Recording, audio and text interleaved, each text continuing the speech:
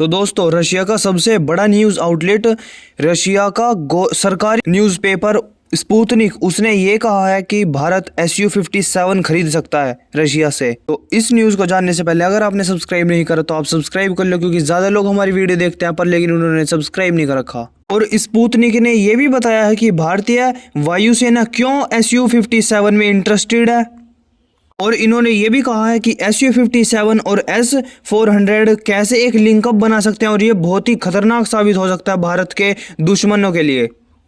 और मैं आपको बताऊंगा भारतीय वायुसेना क्यों Su-57 में इंटरेस्टेड है जबकि F-35 वो नहीं लेना चाहती।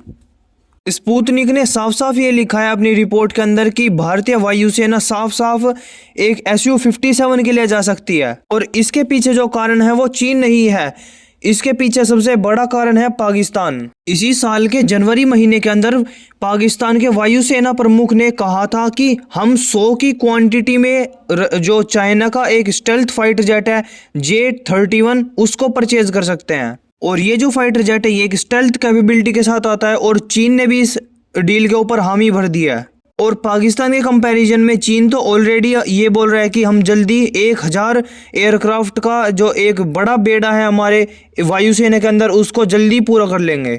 और चाइना के कंपैरिजन में देखा जाए तो इंडिया के पास एक भी स्टेल्थ फाइटर जेट नहीं है, और भारत का जो M का एक एयरक्राफ्ट है 5th जनरेशन का, उसको आने में कुछ टाइम अभी लग सकता है। तो इसीलिए इंडिया कुछ लिमिटेड संख्या में Su-57 खरीद सकता है रशिया से, ताकि भारत पाकिस्तान को तो एटलीस्ट काउंटर कर सके। और इसी कारण की वजह से स्पुतनिक भी ये बोल रही है कि भारत Su-57 की तरफ जा सकता है। और भारत के एक्सपर्ट के अकॉर्डिंग स्पुतनिक ने यह भी बताया कि भारत के लिए Su-57 बहुत ही अच्छा कॉम्बिनेशन रह सकता है S-400 के साथ, और Su-57 और S-400 का जो लिंकअप है वो ये बहुत ही अच्छा साबित हो सकता है भारत के लिए। और इस लिंकअप के दौरान भारत किसी भी एक वायुसेना को धूल चटा सकता है। स्पुतनिक का सबसे बड़ा पॉइंट ये था कि जो रशिया के फाइटर जेट है वो ऑलरेडी इंडियन एयरफोर्स के अंदर शामिल है।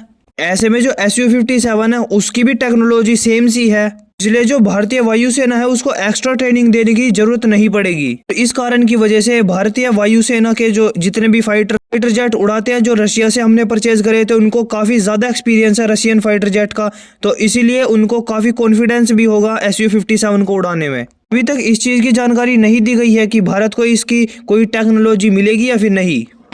और कुछ बात ऐसी भी है जो इस आर्टिकल के अंदर नहीं बताई गई है। एक तो चर्चा इस बात पे नहीं हुई कि जो रशिया का Su-57 है ये फुली स्टेल्थ फाइटर जेट नहीं है, क्योंकि जो Su-57 के अंदर जो 2 इंजन लगे हुए हैं इनके ऊपर तो स्टेल्थ कोटिंग ही नहीं है। अगर कोई एंटी एयरक्राफ्ट मिसाइल कोई लॉन्च करेगा दूसरा फाइटर जेट तो वो इजीली टारगेट बना सकता है इस Su-57 को। आपने देखा होगा अमेरिका का F-22 रैप्टर ये काफी ज्यादा स्टेल्थ है, और इसके जो इंजन है उसके ऊपर भी काफी ज्यादा कोटिंग करी गई है। इसके कारण ये F-22 रैप्टर काफी ज्यादा सेफ रहता है सभी रेडार से, और जो ग्राउंड पे जितने भी रेडार हैं वो Su-57 को इजीली टारगेट बना सकते हैं। और रशिया ने ये भी बताया है कुछ टाइम पहले कि जो इनका इंजन है इसके अंदर 74 फ्लॉज पाए गए हैं, यानी कि 74 से ज्यादा कमियां पाई गई हैं। वो कमियां कब तक ठीक हो पाएंगी इसके ऊपर कोई बात नहीं करी। जितने भी रशिया के फाइटर जेट है या फिर कोई भी एक और के अंदर यूज होने वाले टूल्स इक्विपमेंट है उनकी मेंटेनेंस पिछले कुछ सालों में बहुत ही ज्यादा खराब हुई है। रशिया फ्यूचर में इस कमी को अपनी कैसे सुधारेगा ये भी कुछ नहीं बताया गया, और यही कुछ मेन पॉइंट थे जिसके ऊपर बात नहीं करी गई है।